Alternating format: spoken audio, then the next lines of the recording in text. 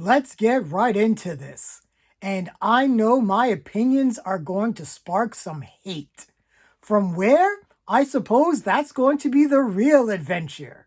Here are my thoughts, and yeah, this is going to be a spoiler edition on the American Society of Magical Negroes.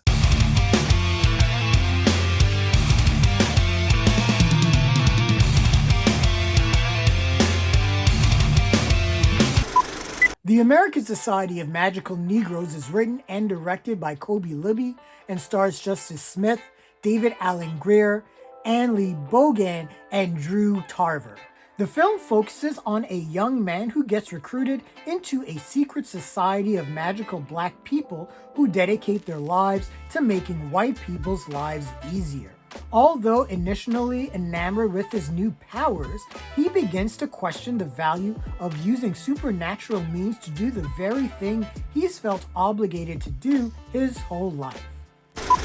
So I'm gonna keep it real with you. This movie got me catching feelings like no other movie in 2024 has, and maybe that's Kobe Libby's intent. But I don't feel this movie is nearly as successful or poignant or relevant or funny as it thinks it is.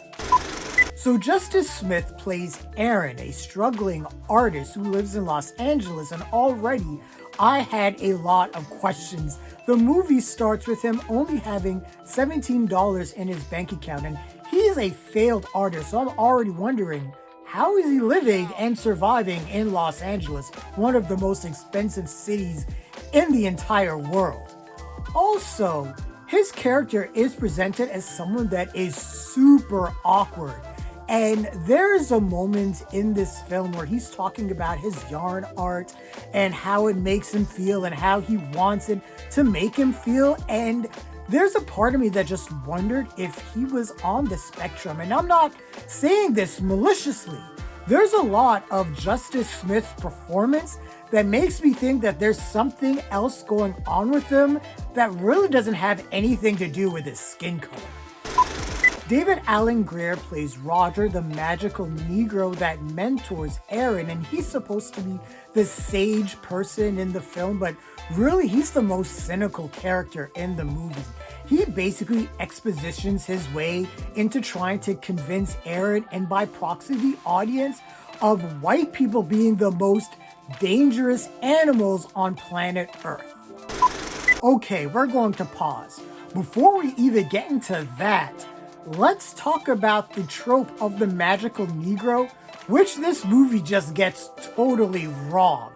So, the magical Negro is a term that was coined by Spike Lee, and I want to emphasize this. This is a movie trope that describes black characters in films that are beacons of inspiration, and they act as plot devices for white characters that have flaws. And these black characters come in, they talk folksy language or even urban slang, but their entire existence and their role in the plot of these films is to enrich the lives of these white characters and make them see the error of their ways and have them turn their lives around and have them see their flaws. And these black characters will even do things like sacrificing their own lives to enrich the lives of these white characters and make them turn their lives around.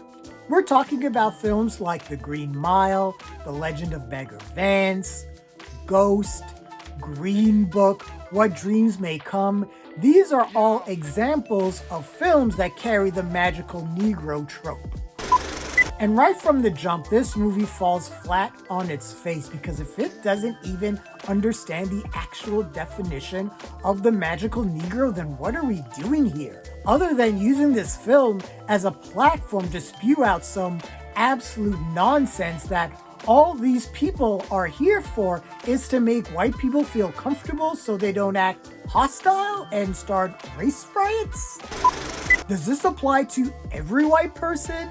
Why is there only 100 magical Negroes? If white people are the most dangerous animal, shouldn't there be more magical Negroes on the clock? So So we are shown by a measure of tears and stress level how these magical Negroes work with these clients. And that's how they see these white people, as clients, selfish, unaware, stupid, racist clients. We get to see the inside of the magical Negro society, and it looks like Hogwarts. It's hidden inside of a barbershop. Sure, original. And like I said, there's only 100 of them, and it is their sole responsibility to make sure that all these white people that they work with are comfortable so the United States doesn't devolve into a race war, I think. Honestly, it's not very clear, and a lot of the movie just isn't clear, and there's actually a scene where Aaron is acting like his neurotic self, and he is talking over someone that seems like they're providing exposition about the rules of this world. Is this voodoo? Are these magical Negroes just magical just because? At the same time, Aaron is just given his magical Negro powers. There's nothing shown that he has to work for them or develop them. He's just given to them, and suddenly he's able to just look at bouncers and hypnotize them into making them think that white people that are lame suddenly look cool? What? Aaron's first client is Jason, played by Drew Tarver, a total tech bro who works at a Facebook-like company, and that's kind of the character he plays, an annoying tech bro. And at first, Aaron thinks things are pretty easy because to talk to white people and make them feel comfortable should be an easy position. But things get complicated when, after a meet-cute at a cafe, Aaron discovers Lizzie, played by Anne-Lee Bogan, also works at the same tech company, so now we have a love triangle rom-com subplot thing also happening. There is a lot going on in this movie. This is supposed to make a statement about Black fears and anxieties, but then it makes a hard pivot in the third act to talk about gender inequality in pay. Focus your story! So in this magical Negro society, there is this female president that floats, and she has these powers, but she is sort of the stereotypical urban Black female, and I'm watching her and I'm watching some of her line deliveries, and I had to remind myself that this was a script written by a person of color. Justice Smith is essentially a blank slate in this film. He is just a neurotic mess when the film opens, and I think the film was trying to make it look like that he is uncomfortable around white people, but the film just makes it look like that he is just uncomfortable in general with his yarn art that no one gets. Is this film supposed to be yarn art that no one gets? Is that the implicit message of this film? This movie bounced all over the place.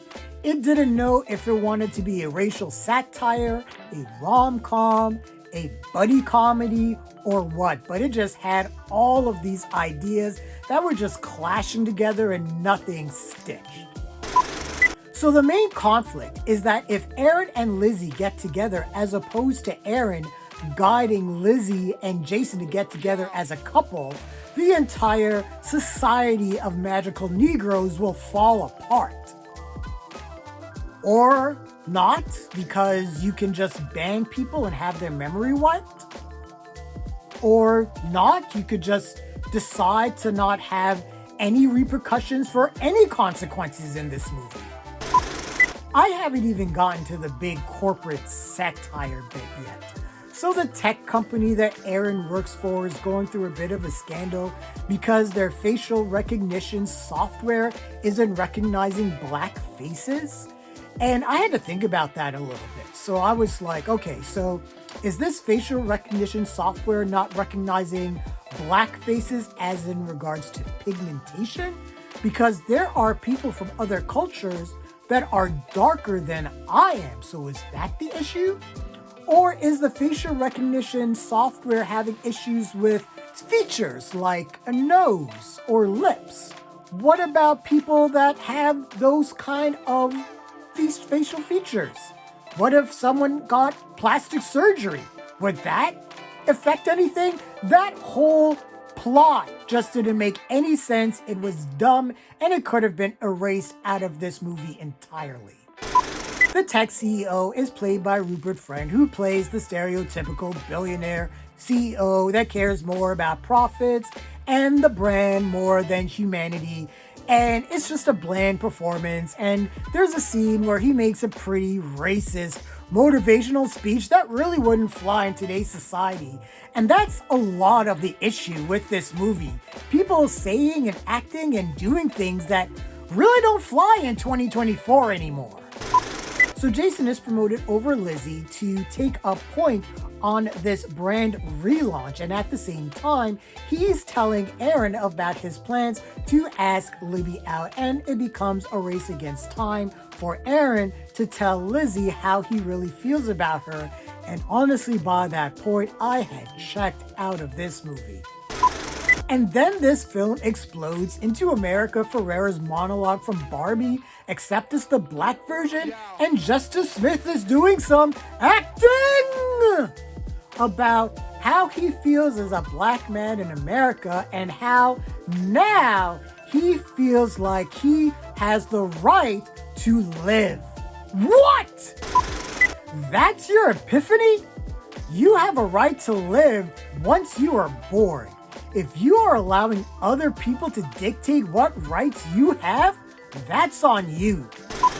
I don't need a movie to come swinging at me, a person of color, and tell me as a black person how I am supposed to feel around white people, and at the same time using this film as a way to blanket all white people. Because again, this film does not make a statement of, oh, we're going to absolve some white people or some white people are good. No, all white people have the capacity to flip a switch in this universe.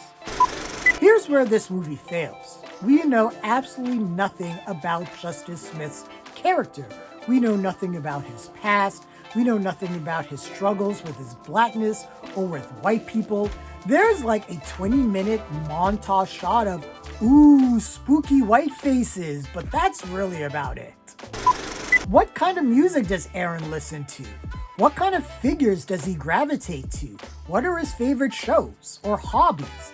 Did anything happen in Aaron's past that shaped his views on race relations?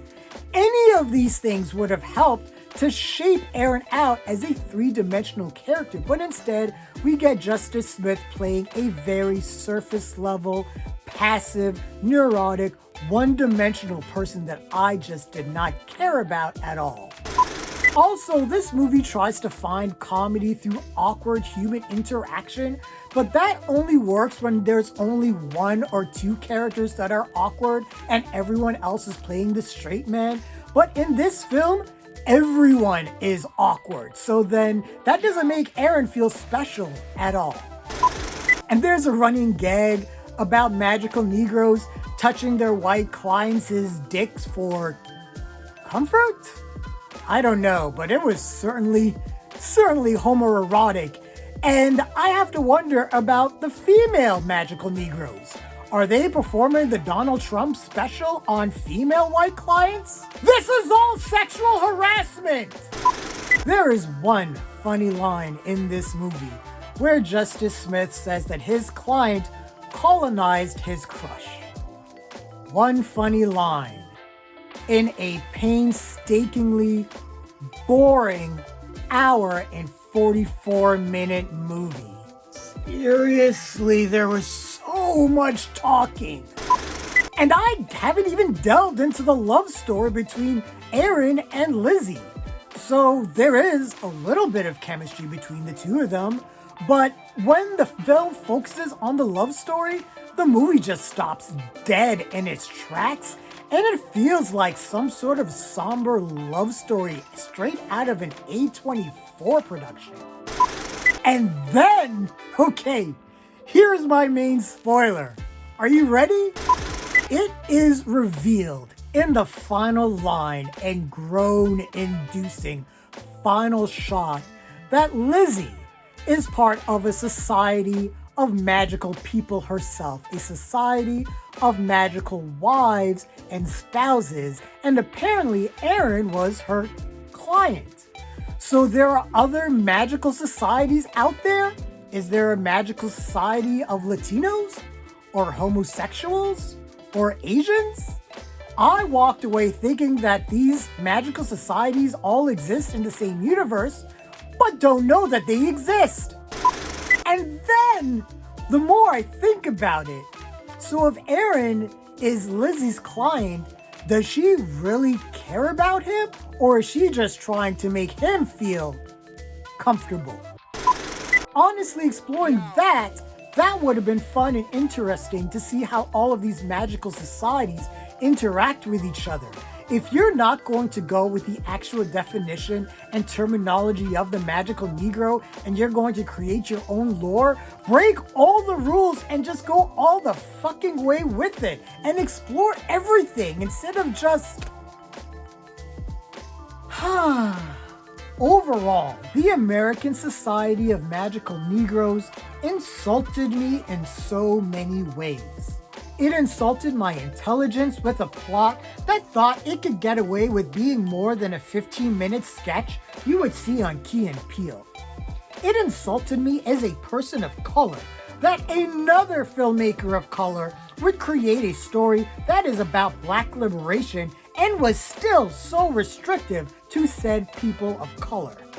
Aaron doesn't interact with any other people of color except for David Alan Grier. Remember, he's in Los Angeles. Apparently in this universe, there must be 3/5 of a black person for every 5 white people. Finally, this film insulted me on a human level, with an idea that I would say in itself, because it doesn't understand what it's really about, is, I would say, problematic. Not all white people are dangerous animals. I doubt if someone made a film saying all black people, or all Arabs, or all Jews, or all homosexuals, or all anything are dangerous animals, it wouldn't get very far. Plus, the film doesn't even make clear a simple affirming message that it is not the role of black people to make white people, or anyone for that matter, comfortable. The acting was wooden, the direction was more point and shoot, and like I said, there was so much talking, but no one saying anything. I was bored, frustrated, angered, and again, I can't believe this was produced by a person of color. I would have been offended if a white person made this film, but I would wash that away as someone who just has sheer ignorance. But this is unforgivable. Fuck this movie. This is a bomb of all bombs. When your film makes me pine for a palate cleanser of Tyler Perry batshit insanity, you have failed as a movie. This film is dog shit. Sorry, just keeping it 100. What did you think of the American Society of Magical Negroes? Share your thoughts, leave your comments, like the video, subscribe to the channel, and don't forget to hit that bell icon so you can get notifications as well. Thanks a lot, everyone. Take care.